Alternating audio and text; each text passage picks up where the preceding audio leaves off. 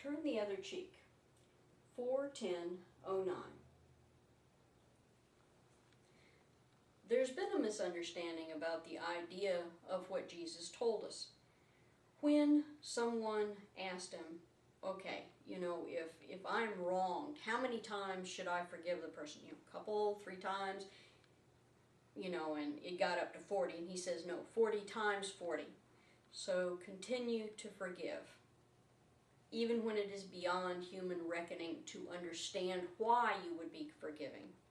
This is part of what being an example of Christianity is.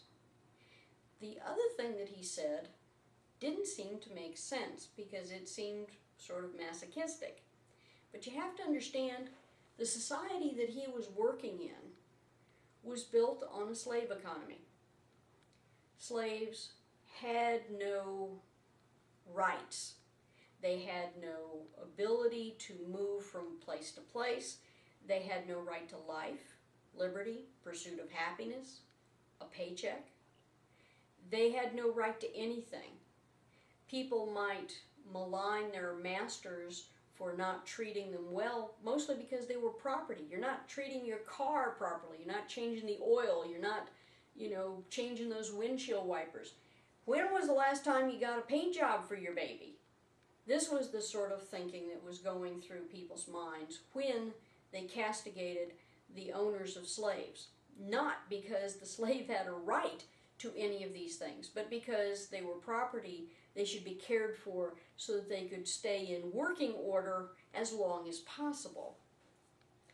Now, keeping that in mind, the idea of striking somebody happened in many different ways, because in this society, a backhanded slap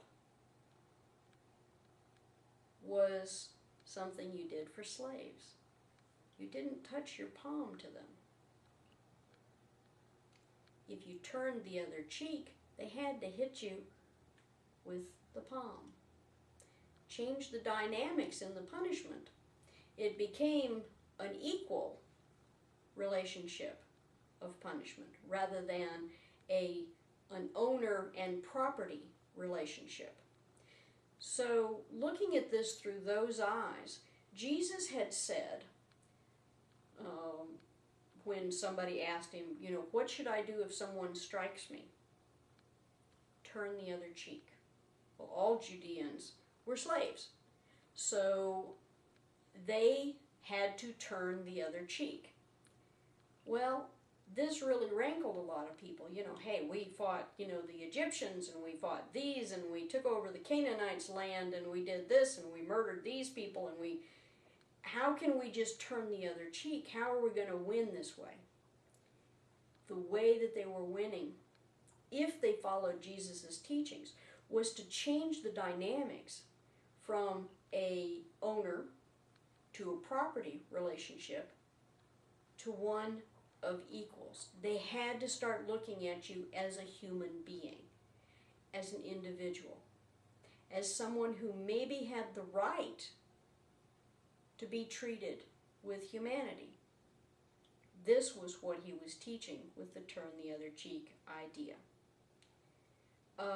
It's amazing how by accepting abuse and how you accept the abuse can change the dynamics in a situation. I remember one time, this was very memorable for me, and it really hit home the turn the other cheek idea that Jesus had taught. I had a bumper sticker. In the Church of Thomas, we do not believe that God has a gender, so out of my rebellious streak, I had one that said, God is coming and she's really pissed. It was a joke. God doesn't have a gender, so it was one of the ones that people usually assign. So I figured, no problem. Well, I had somebody pull up behind me in a service station, and he was an elderly man, and I thought, okay, no problem. And he said, "What the hell do you think you're doing?" And I thought, whoa, what did I do?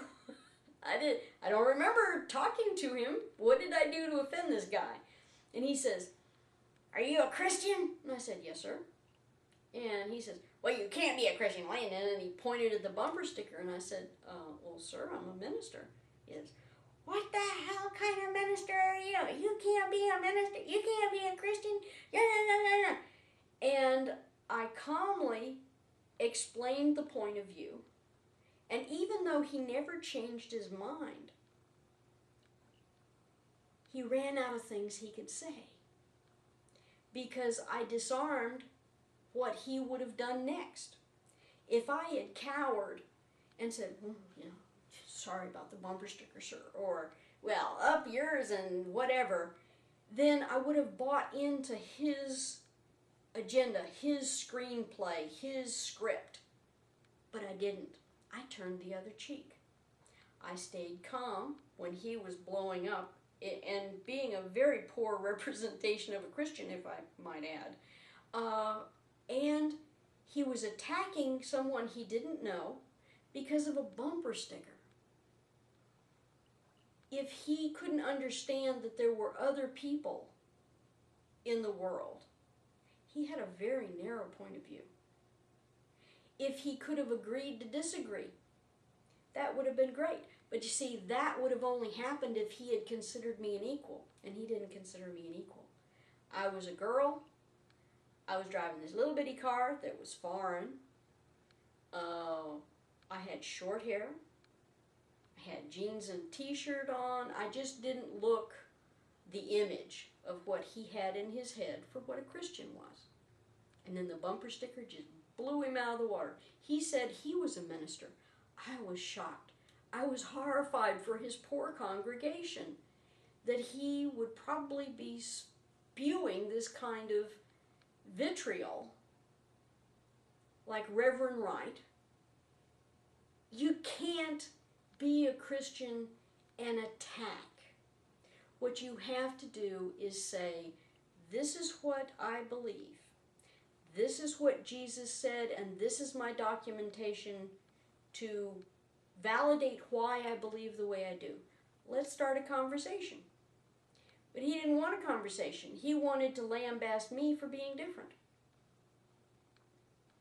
Anyway, I think that turning the other cheek is an admirable way of doing it, and there have been other instances in my life where I have basically not bought into the script of the other person. I refuse to be a slave.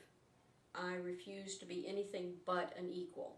And I will do my best to help them understand that I am an equal by continuing to turn the other cheek. God bless the whole world. No exceptions. Angel Eliza.